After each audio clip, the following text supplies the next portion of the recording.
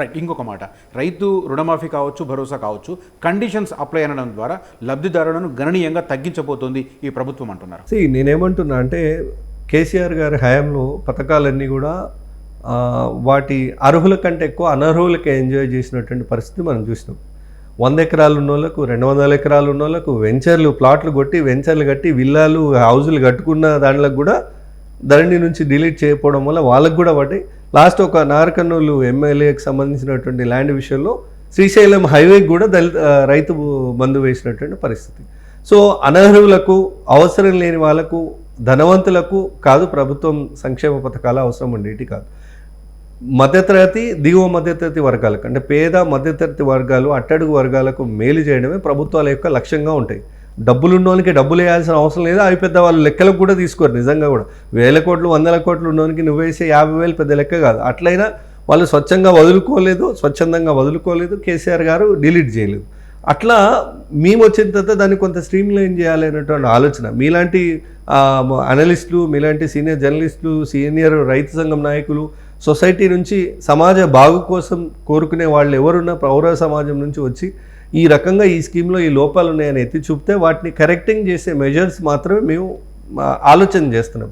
అట్లనే రైతు రుణమాఫీ విషయంలో కూడా ఏ రెక్కాడితే డొక్కాడని రైతుల రుణమాఫీ ఆగదు, ఏ మధ్యతరగతి వర్గాల రైతుల రుణమాఫీ ఆగదు. ఇన్కమ్ ట్యాక్స్ కట్టుకొని కోట్ల రూపాయలలో ట్యాక్స్లే కట్టడానికి రుణమాఫీ కట్టుకునే మాఫీ చేయాల్సిన అవసరం అయితే లేదు కదా. సో కొంతమంది ఎవరైతే బడాబాబులు ఉన్నారో వాళ్లకు రుణమాఫీ వర్తించదు అని చెప్పడంలో తప్పైతే లేదని నేను అనుకుంటున్నాను. ఎందుకంటే సన్నకారు, మధ్యతరగతి, దిగువ మధ్యతరగతి, ఎగువ మధ్యతరగతి వర్గాల రైతులందరికీ రుణమాఫీ తప్పనిసరిగా జరిగి తీరుతుంది. వాళ్ళకే అవసరం రుణమాఫీ అనేది డెఫినెట్గా జరుగుతుంది. అర్హులైన ప్రతి ఒక్కరికి రుణమాఫీ జరుగుతుందండి, to put it in a straight వే.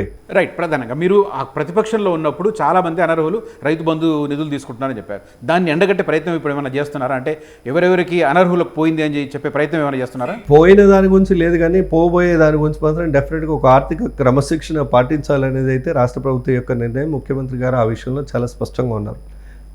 అర్హులైన వాళ్ళకి ఆ రైతు భరోసా అవసరం ఉన్న వాళ్ళందరికీ రైతు భరోసా అందుతుంది.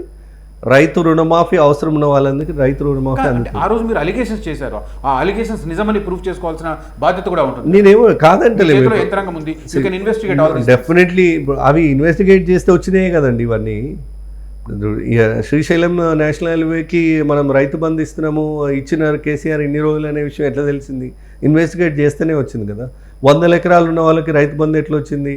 ఇన్వెస్ట్ చేస్తేనే తెలిసింది బయటికి. కాలనీలు ఏర్పాటయ్యి అప్పటికి ఒక చిన్న వాడలు, విల్లాలు కట్టుకున్న ప్రాజెక్టుల కింద కూడా ఉన్న భూమికి కూడా మనం రైతు బంధు ఎట్లా ఇచ్చినారని తెలిసింది. ఇన్వెస్టిగేట్ చేస్తేనే వచ్చింది. సో ఇన్వెస్టిగేట్ చేయడము, వాళ్ళ నుంచి అవసరమైతే ప్రభుత్వం ఆలోచిస్తుందేమో రెవెన్యూ రికవరీ యాక్ట్ ఏమైనా ప్రయోగించి పోయిన మొత్తాన్ని తిరిగి తీసుకునే ప్రయత్నం ఏమైనా చేస్తుందేమో. కానీ చేస్తే ఎంత మేరకు అనేది మళ్ళీ రేపొద్దున మీరే అంటారు. ఇప్పుడు 100 ఎకరాలు ఉన్న వాళ్ళ, 50 ఎకరాలు ఉన్న వాళ్ళ, 25 ఎకరాల పైన ఉన్న వాళ్ళ, లేదా ఏ స్థాయిలో ఉన్న వాళ్ళ నుంచి రికవరీ చేయాలనేది మళ్ళీ ఒక పెద్ద డిబేట్ అది. సో నేను ఆ విషయాల జోలికి పోకుండా జరగబోయే తెలంగాణ పరిపాలనలో ముఖ్యమంత్రి రేవంత్ రెడ్డి గారి నాయకత్వంలో కేబినెట్ తీసుకున్న నిర్ణయాలు అమలు చేసే క్రమంలో పెట్టే ప్రతి రూపాయి అర్హులకే చెందాలి, ఇది మా నినాదం. అనవసరంగా అవసరం లేని వాళ్ళకి, అత్యధిక బడాబాబులకి ప్రభుత్వ ఖజానాను పంచిపెట్టే ఉద్దేశంలో మా ప్రభుత్వం లేదు. మా ప్రభుత్వం స్పష్టంగా పేద మధ్యతరగతి వర్గాల పక్షమే, రైతుల పక్షమే, కార్మికుల పక్షమే, మధ్యతరగతి సగటు జీవన విధానాన్ని కొనసాగిస్తున్న వాళ్ళ పక్షమే. సో గతంలో లాగా బడాబాబులకు, 100 ఎకరాలు ఉన్న వాళ్ళకు, రియల్ ఎస్టేట్ వెంకర్లు ఉన్న వాళ్ళకు మాత్రం డెఫినెట్గా ఈ ప్రభుత్వం నుంచి అందే ఫలితాలు అందవు. అసలైన తొలి వెలుగు. ఫాలో వాట్సాప్ @తొలి వెలుగు అఫీషియల్.